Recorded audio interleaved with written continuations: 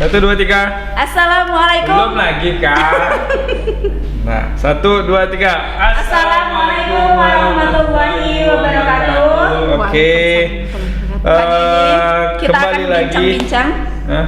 Bincang-bincang ya? Iya, bincang-bincang, diskusi, terus ngasih ilmu ke Ah, teman-teman betul. semua Topik. tentang stunting. Ya, intinya kita di sekarang ini adalah memberikan ilmu kepada yang belum tahu menjadi tahu. Nah, pembahasan sekarang itu apakah? Tentang stunting. Nah, sedikit informasi tentang narasumber kita. Silahkan Oke, biografinya. narasumber kita adalah Nur Afrinis, Ibu Nur Afrinis, MSI Bu ya? Oke, Iya, MSI. Dia adalah seorang dosen dari Prodi S1 Ilmu Gizi. Nggak Betul, cuma Ilmu Gizi, Bu, dosen, ya? tapi Gizi. juga S1 ketua Gizi prodi. atau Ilmu Gizi ya? Gizi saja. Gizi Oh, gizi saja. Oh. Ketua Kaprodi prodi ya, juga, iya. Kaprodi satu gizi juga. Menamatkan dari Universitas Riau ini gelar akademiknya SSI tahun 2006 S1-nya, kemudian lanjut S2. ke Institut Pertanian Bogor. Nah, Bogor nih ya, jangan macam-macam lulusan kalian. IPB. Jauh nih. Yaitu dengan gelar MSI-nya tahun 2009. Nah, untuk lebih lengkapnya kita langsung aja tanya. tanya sama Ibu. Ayo Bu, perkenalkan diri Ibu, Bu. Silahkan Bu. Oke, assalamualaikum warahmatullahi wabarakatuh. Selamat Waalaikumsalam pagi. warahmatullahi wabarakatuh. Perkenalkan, nama saya Nur Afrinis, MSI, tapi biasanya saya dipanggil Ibu Epa ya. Panggilan Bu Epa. kesayangan Kok saya. jauh Bu? Nur Afrinis ke Epa Epa, gitu loh Ya, Bu. itu Ceritakan Bu, ceritakan panggilan Bu. kesayangan saya di keluarga dari kecil. Jadi ketika saya sekolah, saya kuliah dan saya mengajar di Universitas Pahlawan, ketika seseorang memanggil saya Epa itu saya merasa dekat. Oh gitu. Ya, Jadi kami juga sayang sama Bu Eva, makanya Iya. manggilnya Bu Eva. Oke ya. Nih kakakku nih, kalau apa-apa ngadu sama dia, minta duit sama dia. Oke, terus Bu Epa, panggil Bu Epa aja ya, daripada Bu Nur Afrinis biar lebih dekat katanya. Iya. Bu Epa, IG dong. Instagramnya, media sosialnya. Aprinis Epa. Aprinis Ya, Epa. semuanya sama, Facebooknya juga, IG-nya juga Aprinis Epa. Iya, Oh, kalau nanti kita YouTube udah punya cantumin belum? di sini, di sini, di sini. Belum. Saya nggak terlalu gaul orangnya. Nah, besok kalau bisa Ibu Epa harus sudah punya YouTube, jadi kalau Iya, bisa masukin di deskripsi situ. kita link kan. Oke. Video. Oke, sip. Ilmu ibu ini kan sangat penting nih, gizi. Nah, di mana-mana orang nanya gizi dan gizi. Masuk Bu. berita loh ini. Berita apa Kak? Berita di Antara langsung disupport sama Presiden Jokowi. Oh, Nah, yang penelitiannya, ya, penelitiannya Bu Eva. Nanti kita bahas juga penelitian Bu Eva. Iya. Boleh. Ya, berhubungan dengan stunting Stunting juga nih. juga. Ya. Oke, langsung aja ya Kak. Langsung Iya. aja Bu ini ya. Oke. Udah siap Bu? Oke, siap. Udah pulang belum Bu? Kenapa? Pulang aja langsung. Aku lagi gini ya, makasih belum, ya, belum makasih. siap. Belum siap. Oke. Oke, pertanyaan pertama. Pertanyaan Silakan, Tika. pertama, nah kita nanya hal yang paling dasar sih, apa itu stunting gitu, karena masih banyak nih masyarakat kita yang belum tahu apa itu stunting. Oke, stunting ya. Nah, Iya. kalau orang awam mengenal stunting, mereka mungkin nggak tahu ya kalau kita bicara Ya, stunting. Bu. Masyarakat awam nggak tahu apa sih itu stunting. Biasanya kalau istilah yang paling mudah kita ingat itu adalah pendek. Pendek. Oh, Ya, pendek, jadi Bu. perawakannya pendek. Nah, tapi jangan pula nanti saya bilang pendek, semua yang pendek itu dibilang stunting, enggak ya? Ya, Ibu mana pendeknya ketika Bu? Oh. Gitu. Ya, karena kan pendek nih Bu, apakah stunting? Oke, jadi stunting ini merupakan masalah gizi ya. Iya. Masalah gizi disebabkan karena kekurangan gizi kronis atau dalam jangka waktu yang lama.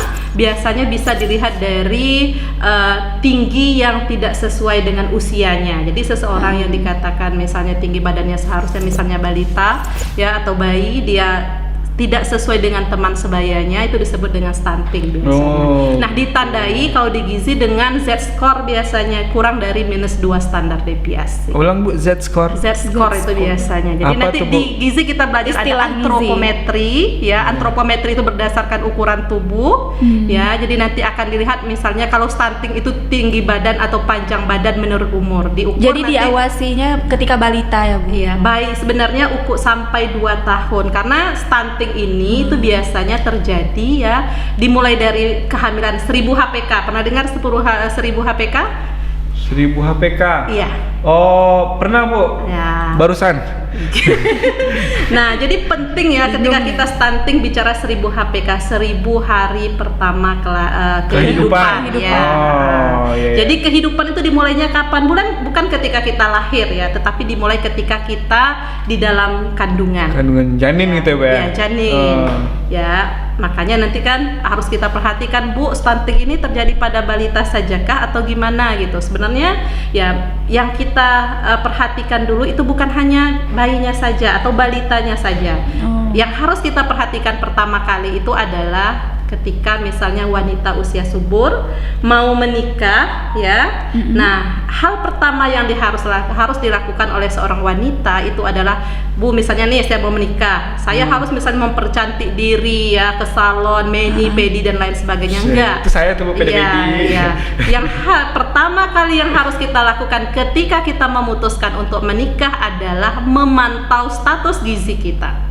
Ya, jadi kita lihat status gizi kita udah normal atau tidak. Kalau misalnya kita tidak normal, itu jangan dulu menikah. Kenapa? Karena nanti itu bisa berefek terhadap anak yang kita lahirkan. Ya. Jadi itu jangan dulu bicara misalnya harus cantik, putih, bersinar, mentereng, enggak ya. Lihat dulu status gizi kita sudah normal atau tidak. Ya, gimana? Tahu nggak cara menentukan kita normal atau tidaknya? Tidak tahu kan, Bu? Kayaknya ke ahli gizi gitu bukan ya? Iya, jadi Ibu yang harus tahu, Bu. Oke, jadi bagi adik-adik yang mau menikah atau siapapun itu yang mau menikah harus dulu melihat status gizinya, ukur dulu tinggi badannya berapa, berat badannya berapa. Ya, ada namanya IMT, indeks massa tubuh. Ya, IMT itu ada rumusnya, berat badan dalam kilogram per tinggi badan dalam meter dikuadratkan. Ya, jadi nanti kalau misalnya hasilnya antara 18,5 sampai 25 itu baru dikatakan seseorang itu normal. Kalau kurang dari 18,5 berarti dia kurang atau kurus, lebih dari 25 berarti dia itu lebih atau biasanya ada istilahnya overweight dan obesitas. Kalau misalnya masih kurang status gizi kita, perbaiki dulu. Harus mencapai normal dulu baru menikah. Baru nikah, Bu ya? Iya. Baik laki-laki maupun perempuan, tapi yang utama biasanya perempuan. Oh, perempuan. Ya.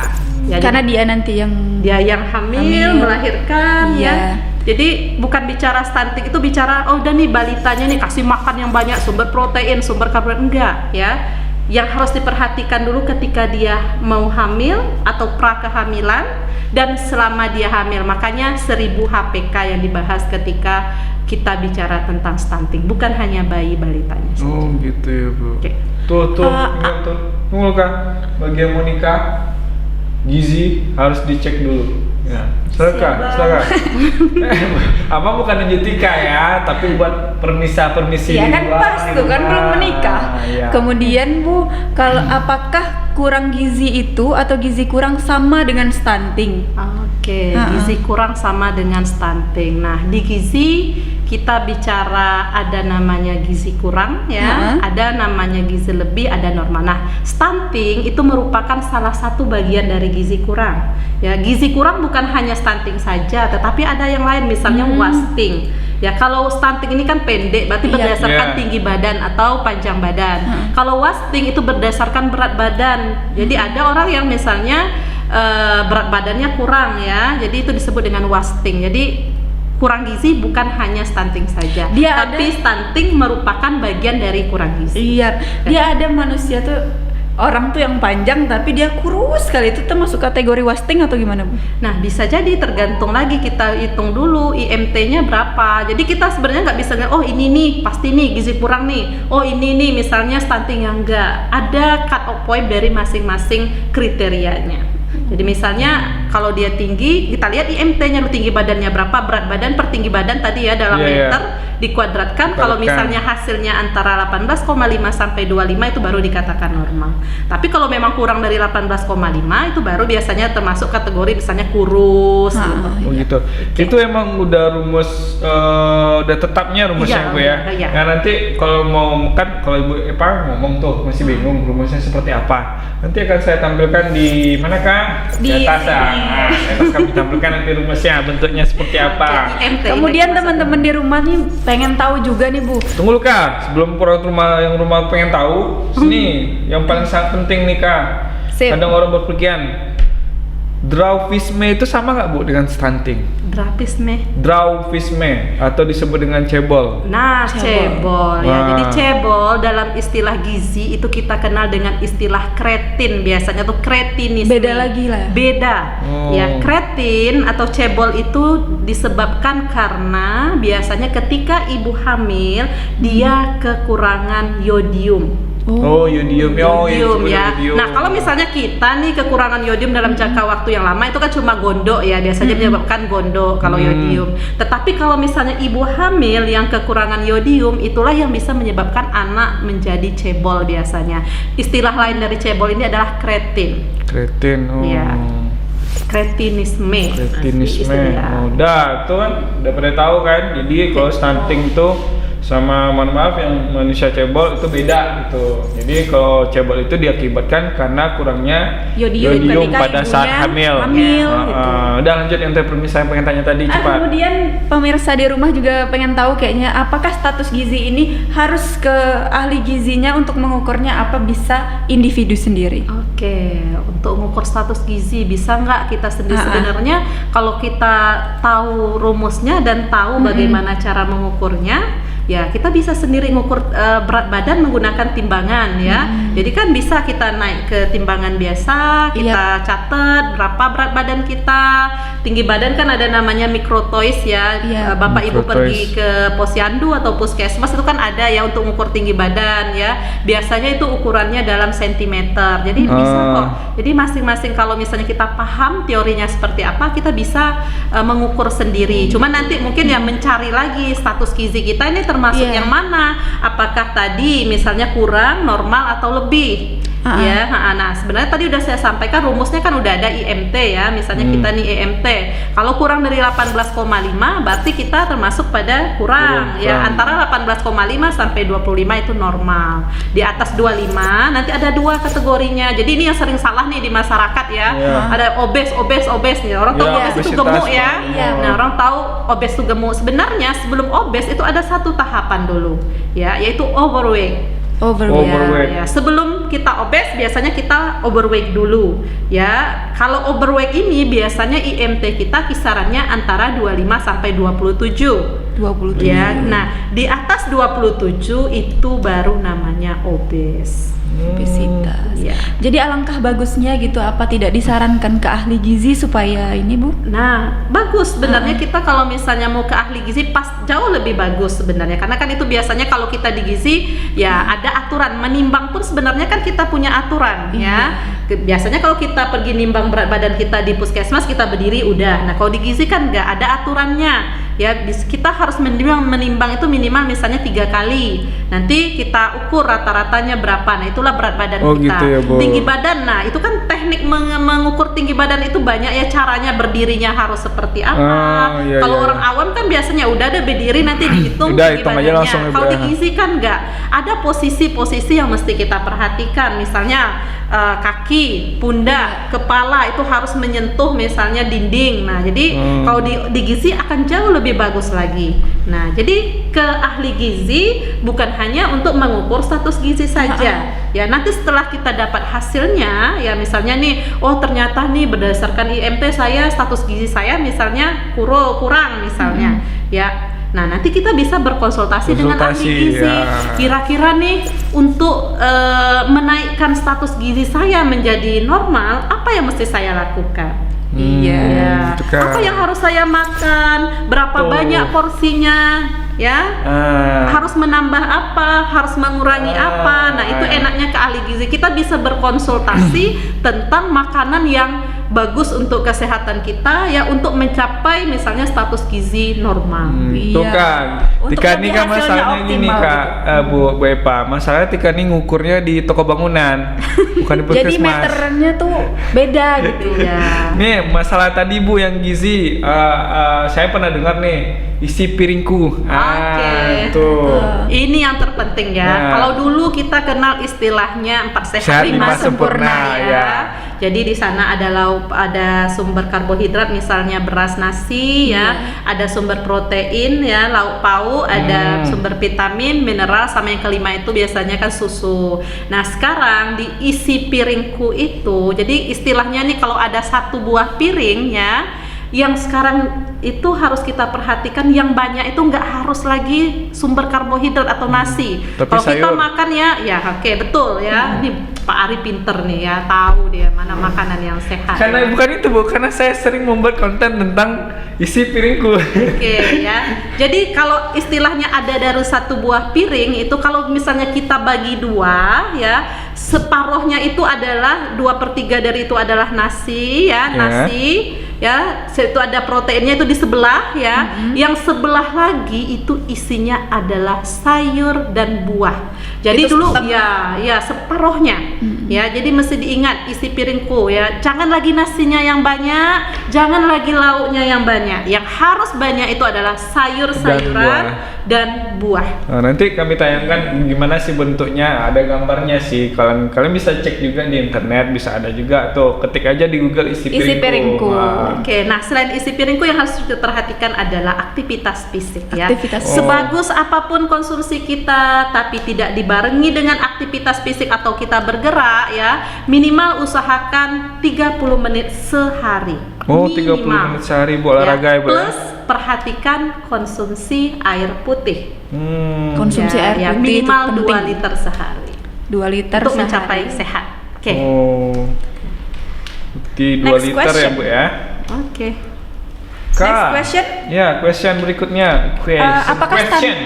Question. Ya, question. Apakah stunting itu termasuk dalam kategori masalah kesehatan yang genetik atau memang terbentuknya ketika kita sudah lahir? Oke, nah Karena ini lingkungan. Oke, yang paling sering kita dengar stunting itu biasanya sifatnya genetik, tetapi ini salah ya. Jadi jangan berpikir nanti misalnya oh saya pendek, suami saya pendek, anak saya juga dia akan pendek, Iya. Ya, sebenarnya tidak Nggak, betul tuh. 100% Betul. tinggi badan seorang anak ditentukan oleh tinggi badan ayah dan ibunya. Ibunya. Ya, itu mesti diingat ya. Nggak apa-apa misalnya Apalagi saya nggak neneknya. Iya.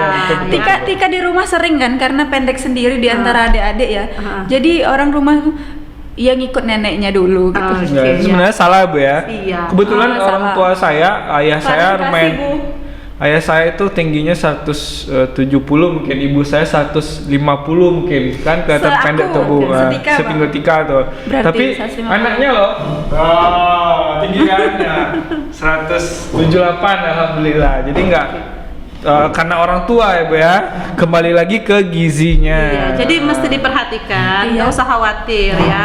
Stunting itu tidak 100% ditentukan oleh genetik, tetapi yang paling menentukan itu adalah, mohon maaf, Iya, emang Bu Epa masih Bu, tapi ya dimaklumi lah. oke, ya jadi stunting itu tidak 100% ditentukan oleh genetik, tetapi ditentukan tadi ya, asupan ketika 1000 HPK, Oh. ya 1000 hari pertama kehidupan. Jadi Asupan. tadi ya ingat. Ketika kita memutuskan untuk menikah atau untuk hamil ya, kita harus perhatikan dulu status gizi kita. Sudah normal atau tidak? Oke, ini udah normal. Oke, boleh lanjut. Silakan menikah. Ya. Nah, ketika kita tahu kita hamil ya, cukupi kebutuhan gizi kita ketika hamil. Ya, karena kalau misalnya tidak cukup ya konsumsi kita atau asupan gizi kita ketika hamil itu akan berpengaruh terhadap janin yang kita kandung. Dan itu nanti bisa juga berpengaruh terhadap tinggi badan atau panjang badan anak ketika lahir. Oh. Untuk berat badan kita itu normalnya berapa Bu kalau Nah, berat badan untuk tadi boleh hamil gitu? kalau sebenarnya untuk berat badan nggak ditentukan. Nggak ditentukan. IMT, indeks massa tubuh, tergantung dari tinggi badan dan berat badan. Kalau kita. normal oke gitu. Ya? Oke, kalau normal IMT tadi kalau udah normal oke silahkan lanjut. Oke, sip. Oke. Tuh Kak. Nah ini Bu, ciri-ciri stunting. Iya. Oke, ini yang terpenting ya, Iya. ciri-ciri stunting. Yang pertama pasti ya terhambatnya pertumbuhan atau tinggi badan itu tidak sesuai dengan usia. Itu sudah pasti. Ya, jadi bisa kita ternyata anak ini kok pendek ya, usianya udah 2 tahun atau misalnya 4 tahun kok lebih pendek gitu. ya kita lihat tadi ya, ukur tinggi badannya ya, kita lihat di gizi itu ada standar WHO, atau juga ada sekarang kan sudah banyak nih program-program untuk menentukan antropometri ya, untuk menentukan apakah seseorang itu sudah stunting atau tidak. Nah itu yang pertama, ciri-cirinya dia pendek biasanya. Yang kedua biasanya anaknya ya agak pendiam ya, agak pendiam, tertutup. Kontak mata itu jarang terjadi. Kalau kita kan nih kayak kita nih, kita kontak mata ya. Kalau misalnya anak stunting itu biasanya dia pendiam, ya jarang melakukan kontak mata. Ya. Dan yang terpenting biasanya ketika dia sekolah, dia akan susah berkonsentrasi. Itu kenapa tuh Bu? Udah kayak cacingan aja tuh. Nah, cacingan itu kan biasanya kan salah satu, bisa orang stunting itu banyak biasanya yang stunting itu juga dikaitkan dengan penyakit infeksi biasanya. Jadi biasanya kan stunting itu juga bisa ada kaitannya dengan imunitas atau daya tahan tubuh. Daya tahan tubuh. Ya, kalau kita stunting itu biasanya imun kita atau daya tahan tubuh kita akan juga menurun. Nah, kalau imun kita turun, itu biasanya bisa menyebabkan sering kan terjadinya penyakit infeksi. Apakah misalnya diare, ya coba lihat. Biasanya kalau misalnya kita stunting itu akan lebih sering sakit biasanya. Oke, makanya biasanya pendiam. Terus kan perkembangan otaknya itu juga, stunting itu berpengaruh terhadap perkembangan otak. Sistem imunnya rendah gitu. Iya, sistem imunnya juga rendah, sering sakit biasanya. Perkembangan otaknya juga biasanya dia akan terganggu. Kalau sekolah dia susah konsentrasi. Ya, susah konsentrasi nanti akan berpengaruh terhadap prestasi belajar, pencapaian pembelajarannya seperti apa. Nah, itu banyak sekali efek-efek stunting ini. Jadi, terus nanti ketika dia dewasa ada lagi loh efeknya. Kalau dewasa dia ya nanti otomatis dia kan lebih pendek biasanya. Kalau dewasa itu ditandai biasanya kalau tinggi badannya itu biasanya kurang dari 145. Sampai. Alhamdulillah bukan stunting. Ya. Nah, terus juga biasanya orang stunting itu cenderung gemuk biasanya. Ya, cenderung gemuk, terus biasanya sering menderita penyakit metabolisme, apakah misalnya diabetes dan lain sebagainya. Jadi itu efek jangka panjang dari stunting, makanya pemerintah concern ya, concernnya memang ke bayi biasa, bayi balita, tetapi sebenarnya efeknya dari stunting itu nanti sampai dia dewasa itu ada efeknya, banyak sekali efeknya.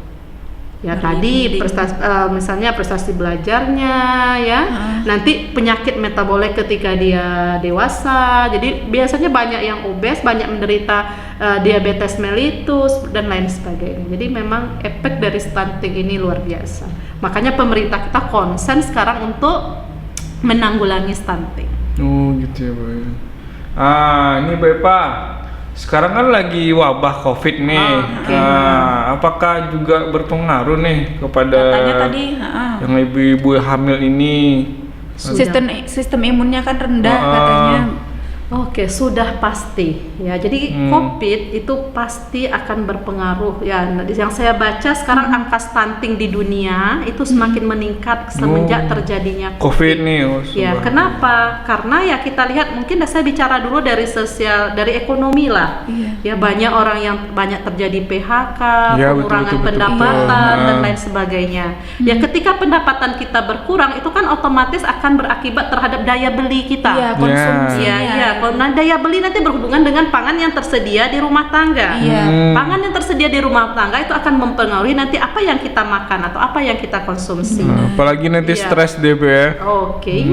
Nah, kalau misalnya pangan yang kita konsumsi itu kurang bergizi atau misalnya kurang sumber protein, sumber vitamin dan mineral, nah itu bisa lagi nanti menyebabkan terjadinya stunting dalam jangka waktu yang lama. Kalau misalnya dia kurang protein, kurang kalsium ya, mineral dan lain sebagainya, nah itu bisa menyebabkan stunting.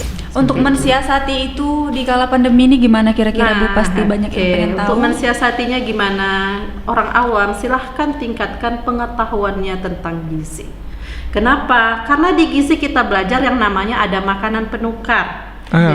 Apa dulu penukar? Makanan Penukar. Iya, penukar. Telinga agak budek Bu. Misalnya nih, stunting kan utamanya dia kurangan protein kalsium. Iya, protein lah kita ambil. Sumber protein yang bagus itu misalnya daging, ya. Daging. Bu, saya nggak sanggup beli daging. Nggak apa-apa, ganti. Banyak kok sumber protein yang lain. Ada ikan. Bu, tetap mahal Bu, nggak sanggup beli ikan. Nggak apa-apa. Misalnya beli ayam. Bu, ayam mahal Bu, nggak apa-apa, ganti lagi dengan apa? Ganti dengan telur. Bu tetap mahal Bu, misalnya telur, oke, Iya. nggak apa-apa, ganti dengan Gak usah beli apa-apa tahu itu. dan Oh, tahu tempe. dan tempe. Oh, itu Jangan udah termurah. salah, tahu dan tempe itu sumber protein juga. Jadi itu enaknya kita belajar gizi. Itu ya. 3.000 udah per sekilo, Bu. Iya, jadi itu enaknya kita belajar gizi. Kita Jadi tahu. nggak harus mahal sebenarnya. Iya, untuk Ini sehat ya, Bu, ya. bergizi Ah. Sehat, kita itu intinya. Belajar gizi sangat-sangat menyenangkan. Kenapa? Karena di gizi kita membahas dua hal. Ya, pertama makanan, kedua kesehatan. Jadi apa yang kita makan itu akan berakibat terhadap kesehatan kita. Itu enaknya belajar gizi. Mensana menkoperesano itu ya, enggak ya? Bukan. Beda konteks nanti. Beda Yang- konteks. Yang penjas gestrek aja. Oh, penjas ya. Aduh. Oke. Jadi gini nih Bu, tadi kan seperti makanan yang Ibu bilang.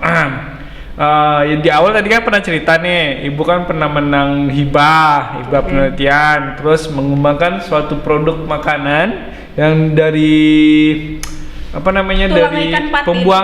pembuangan mungkin Limbah. ya, limbah Limbah. tulang ikan patin itu Ibu buat sebagai produk yang bermanfaat dan gizinya Bahkan tinggi. bergizi gitu. Iya, kemudian pernah juga ini entah Ibu, entah teman Ibu mungkin ya, yang biji durian. Nah, teman Biji saya. durian, bisa diceritakan dulu Bu nih. Oke, Nih. jadi saya bisa nggak usah saya bicara dulu tentang penelitian, saya bahas dulu di gizi. Sebenarnya di gizi kita memanfaatkan ya sesuatu yang dibuang oleh orang lain ya. Kita gizi bisa memanfaatkannya menjadi bahan dari pangan ya yang memiliki nilai gizi yang tinggi. Tadi contohnya misalnya tulang ikan patin ya. Kalau misalnya kita masak ikan itu biasanya tulang kan nggak kita makan, kita buang ya. Dibuang. Biasanya Nah. si Tika yang makan. Maaf, kucing. Sorry Kak.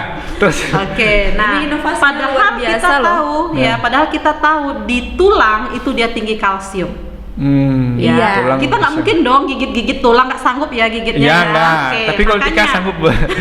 Makanya di gizi presto kita dulu. Oke ya, di presto ya, betul ya. Jadi di gizi kita punya inovasi ya. Kita manfaatkan tulang tadi yang kaya akan kalsium, fosfor ya. Kita ubah menjadi tepung ya. Dan nanti kita tambahkan misalnya kalau penelitian saya dulu ke bihun ya. Iya, bihun. Terus saya Ya. dengan tim saya dari Prodi Gizi juga. Jadi kita Prodi Gizi ini yang solid ya, antara satu dengan yang lainnya kita buat satu produk ya namanya bihun, dan kita tambahkan tadi tepung tulang ikan patin. Untuk apa? Untuk meningkatkan kandungan kalsium di dalam bihun. Kenapa bihun? Karena anak-anak kan biasanya suka bihun Iya, suka mie, iya, nama iya. apalagi mie paling suka ya. tuh. Oke, anak-anak Mie. suka. Makanya kita bikin produk ini. Harapan kita dengan anak mengkonsumsi produk ini ya tercukupilah kebutuhan kalsium Gizinya, ya, kalsiumnya. fosfor, protein dan lain sebagainya. Ya, jadi harapan kita kalau misalnya orang kan tahu misalnya kalsium sumber kalsium tuh mahal Bu, susu Ya, mahal susu. misalnya ya. Nah, nggak apa-apa, kita banyak kok sumber yang lain yang bisa kita jadikan sumber kalsium. Salah satunya tadi Ya. tulang ikan. Ya, jadi kalau anak-anak kita suruh konsumsi tulang ikan kan nggak mungkin juga, makanya kita Iya. membuat inovasi. Jadi Gizi UP ini banyak berinovasi, menciptakan produk-produk yang sangat bermanfaat bagi kita semua ya. Iya. Itu yang Benar. tepung durian tuh apa? Yang biji durian tuh Iya. bisa juga Bu ya? Bisa. Nanti dijadikan tepung juga, kita jadikan masukkan ke dalam produk ya. Jadi nanti itu bisa kita jual juga sebenarnya. Mungkin kita sosialisasinya ke masyarakat yang masih agak kurang, tapi nanti itu bisa sebagai salah satu alternatif untuk mencegah terjadinya stunting pada balita. Ya ingat ya, yang mesti kita perhatikan golden age. Tadi ya 1000 HPK dan yang utama adalah usia emas. Usia Ya ada emas. namanya golden age, usia emas ya. Jadi sampai 2 tahun sampai 5 tahun ya kita harus betul-betul mencukupi gizinya. Ingat cara mencukupi gizi sampai usia 2 tahun, yang pertama yang harus kita lakukan tadi ibu hamil cukupi kebutuhan gizinya.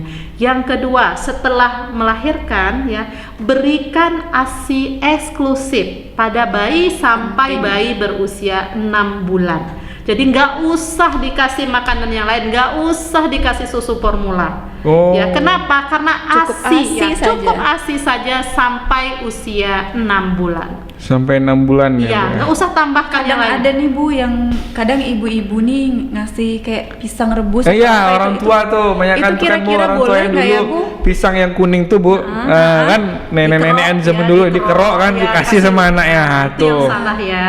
Ah. Tidak boleh diberikan apapun, baik air putih sekalipun.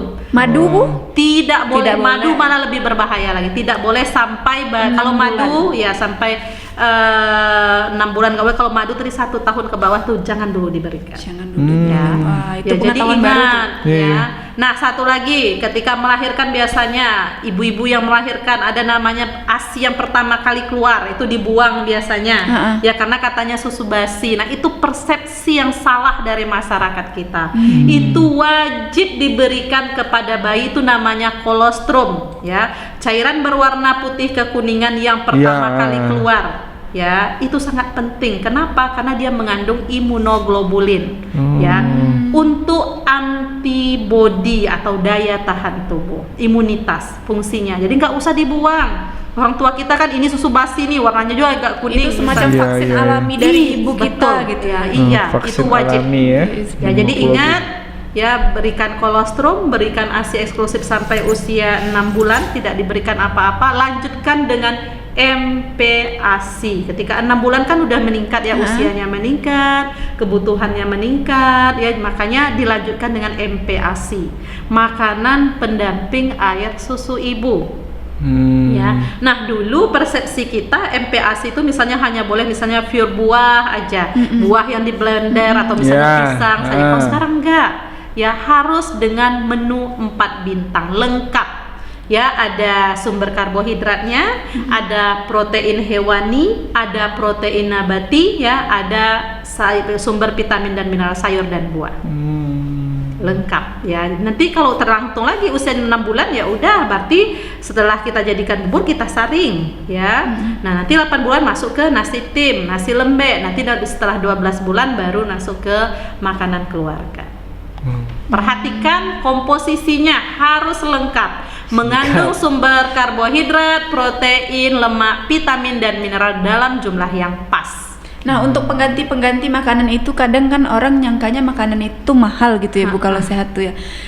Ada nggak kira-kira kalau vitamin gantinya yang murah apa? Kalau protein gantinya murah kayak tadi tempe sama tahu. Iya. Kalau karbohidrat atau apa bisa diganti nggak begitu? Karbohidrat kan misalnya nasi, nggak sanggup beli beras, nggak apa-apa. Ubi murah kan?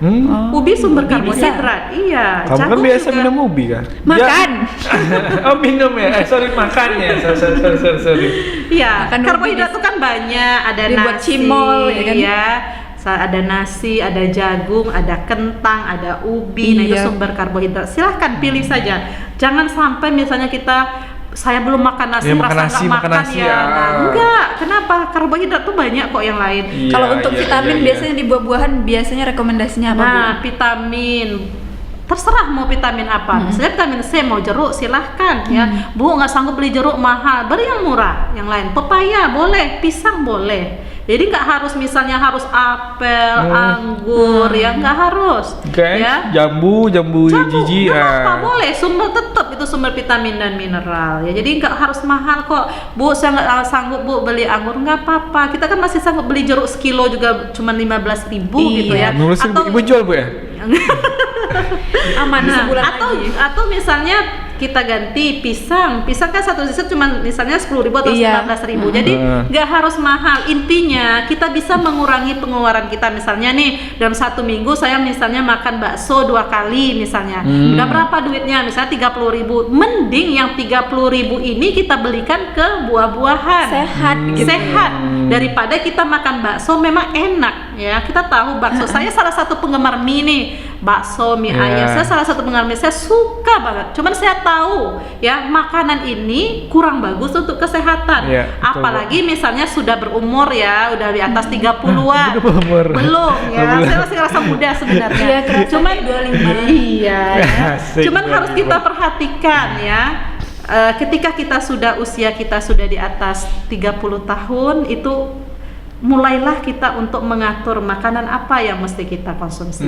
Jangan terlalu banyak makan yang terlalu enak-enak Misalnya burger, pizza, tadi bakso, mie ayam dan lain sebagainya. Ya kenapa? Karena tubuh kita ini kan udah lama nih digunakan. Iya betul. Ya udah berat kerjanya. Ya udah sekarang perbaiki pola konsumsi makanan kita. Ya makan lagi yang sehat. Iya, Oke, betul. itu Jadi, pesan saya. Jadi kalau untuk sehat itu nggak mesti mahal ya, Bu, Ya, itu ingat, intinya. sehat nggak harus mahal. Ya, jangan- Intinya kita tahu nih makanan yang sehat itu yang mana sih, yang kurang sehat yang mana. Iya, jadi jangan warga-warga atau yang di luar sana, yang di planet sana, yang di Indonesia nih ya, terutama di Indonesia, makan tuh harus pakai nasi. Jangan banyak tadi seperti Ibu Nggak Epa harus, bilang. bisa diganti. Ya, kentang, sama ubi, jagung. kemudian jagung. Nah, gitu. Jadi kalau ada teman nih yang makan kentang aja, jangan bilang, wih sosok bule lu, makan kentang lu. Jangan, mungkin dia lebih enak mungkin makan kentang gitu. Iya. Mungkin dia makan ubi, ya deso lu makan ubi lu. Jangan juga. Mungkin dia pengen makan ubi, padahal ubi juga karbohidratnya tinggi ya Bu ya, sama dengan nasi. Dia serat gitu. pangannya sama nggak Bu kira-kira nasi sama ubi itu? Bagusan ubi sebenarnya. Nah, tuh. Kita ingat. Tuh. Ya, kita kenapa makan nasi? Karena itu faktor kebiasaan. Sugesti karena kita Iya. makan nasi, Nasi orang makan kenyang. nasi, kita makan Iya. nasi juga. Makan lontong katanya belum kenyang karena belum ketemu nasi. Iya, Dan padahal kan nasi juga Iya, kan, Bu? nasi juga Iya, loh iya. sebenarnya. Tapi terus terang Tika gitu loh. Dasar lo kan, makanya sekarang udah tahu kan sugesti Iya, kamu bisa. tuh harus dirubah. Sugestinya tuh harus dirubah. Makanya kamu tuh little. Imut, Oke, baik. jangan little imut. Dia di atas 150 kan? 150 pas. Alhamdulillah. Selamat kamu ya, ada 150 ya. Kak, apa lagi Kak? Jawab Kak, silakan Kak, kasih pertanyaan Kak. Kalau dari Tika itu aja pertanyaannya, dari Abang mungkin ada pertanyaan atau Apa lagi atau ya? nanti kalau ada pertanyaan nih Iya. untuk teman-teman di rumah silakan ngasih di kolom komentar, nanti kami sampaikan ke Bu Eva-nya atau langsung ke media sosialnya Bu Eva juga. Iya, biasanya Bu Eva tuh selalu menjawab tuh di IG-nya. Selalu menjawab ya Bu ya, DM-DM-nya Bu Boleh. tentang gizi.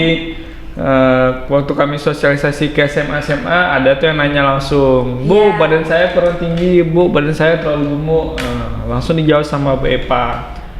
Kemudian lagi Kak, ini Bu, udah habis sih Bu sebenarnya Bu pertanyaannya. Oke.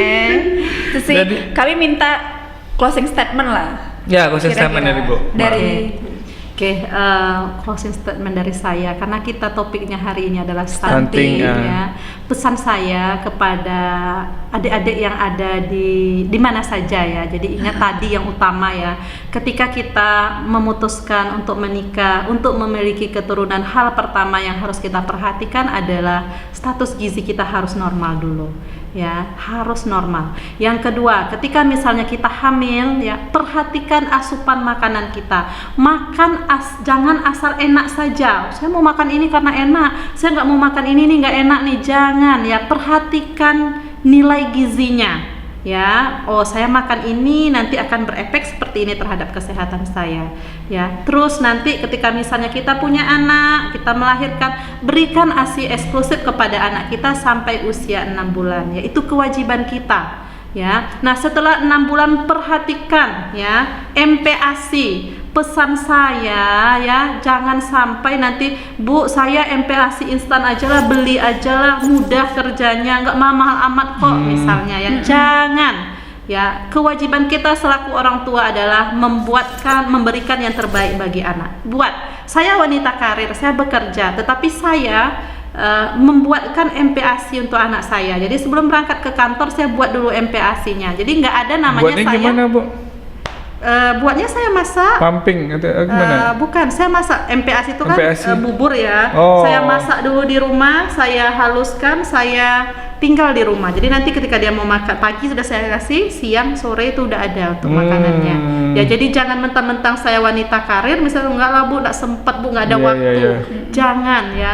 Kita bekerja kan untuk anak. Ya Ya, betul. berikan yang terbaik bagi anak kita.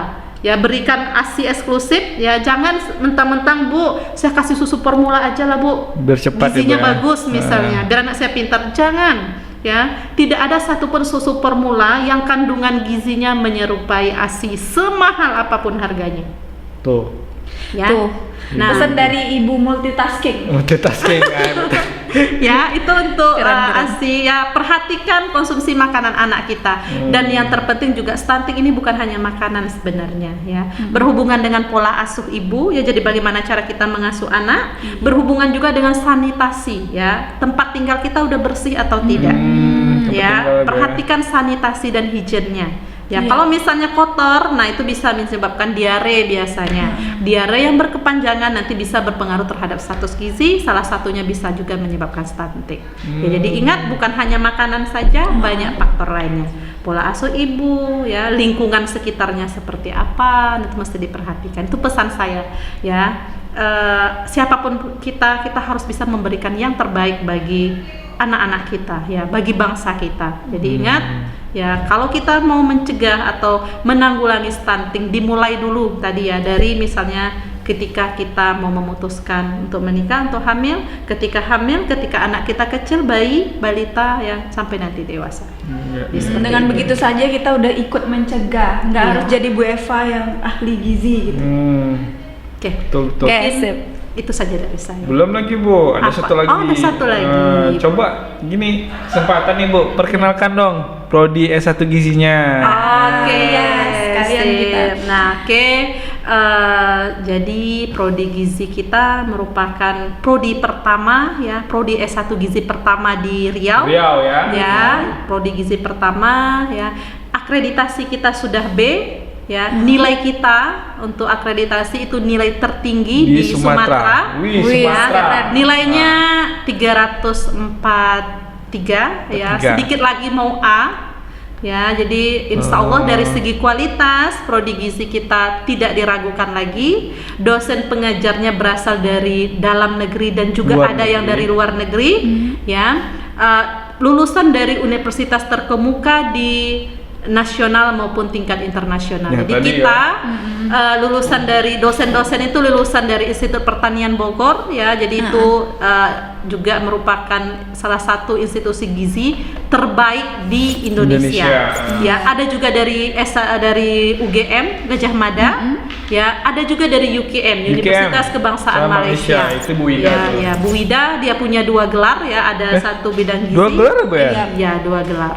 Jadi Oh. dari segi kualitas penelitian kita dari dosen-dosennya bisa dicek ya. Dosen kita setiap tahunnya itu selalu memenangkan hibah-hibah penelitian dari Ya, baik betul. itu dari Ristek Dikti maupun dari luar negeri. Ya, jadi bisa dilihat misalnya saya sudah 4 kali menang penelitian dari Ristek Dikti ya. Wih. Teman-teman yang lain juga sudah ada yang mendapatkan dana dari luar negeri ya, dari dunia yang besarannya kalau untuk penelitian luar tuh pasti jauh lebih besar lagi. Pasti, kan dolar Oke. ya. Nah, untuk info itu juga bisa dicek di websitenya Ya, Universitas oke. Pahlawan. Oke. Universitaspahlawan.ac.id. ID. Nanti di akademik ada program studi gizi, di situ lengkap semuanya. Ya, itu penelitian dosennya Iya, ada di sana ada juga. Kemudian di gizi itu belajar apa juga ada di sana. Jadi sedikit informasi, prodi gizi ini memang sering collab sama tim humas Universitas Pahlawan juga. Jadi saling data-data mereka tuh lengkap di sana. Ya, betul. Ya. Dan juga satu gizi ini Saling ada support. prodi pemenang. Ya. Pemenang favorit di Universitas Pahlawan tahun Tumbusai. Kemarin Ya. dapat penghargaan Prodi dari rektor. gizi terbaik Iya. di Universitas Pahlawan ya. Iya. Nah, mahasiswa kita juga bukan hanya dosennya saja yang berkualitas, Nah. tetapi mahasiswa kita juga 2 tahun berturut-turut itu menjadi pemenang di tingkat nasional. Ya. Iya. Lomba inovasi memasak Makanan makanan ikan. berbahan dasar Ikan. ikan. Ya, itu dia. jadi tingkat nasional aja kita sudah ada ya, tingkat nasional provinsi juga kemarin kita menang, dan mesti diingat kita prodi yang menjalin kerjasama dengan universitas yang ada di luar negeri. Ya. Nah, Jadi- buktinya sering nih kemarin ada student exchange Exchange, ya. yang pergi tuh mahasiswa gizi juga. Oke. Udah Jadi- 2 kali ya, Bu ya? Ya, setiap tahun mahasiswa kita ada pertukaran pelajar atau student exchange itu ke Malaysia, Universitas Kebangsaan Malaysia, itu bisa dicek juga di Iya, di website kita ada website kita, semuanya. ya. Jadi berita-beritanya. dari Jadi kan segi nggak bohong. kualitas baik dosen Ah. maupun mahasiswanya alhamdulillah itu bisa dicek ya, Iya. sangat-sangat berkualitas. Dosen, Oke. mahasiswa, kemudian fasilitas juga ada ya Bu ya. Semua Siapa yang sudah mau oke. jadi calon pahlawan UP di Iya. Prodi Gizi silahkan gabung. Silakan gabung. Satu hal yang menarik yang saya sampaikan tentang Nah. prodi gizi ya, kalau misalnya kita Fakultas Ilmu Kesehatan ya, menariknya di Fakultas Ilmu Kesehatan kita di prodi gizi khususnya ya, bukan hanya kita membahas tentang kesehatan saja. Itu kelebihan dari gizi, kita bukan hanya bicara tentang kesehatan saja, tetapi kita bicara juga tentang makanan. Ya, jadi apa yang kita makan itu akan berakibat terhadap Tubuh kita ya juga. kesehatan tubuh kita. Itu enaknya belajar gizi. Ya, jadi kita tahu makanan yang ini kita makan ini nanti akan berefek terhadap kesehatan kita. Itu enak.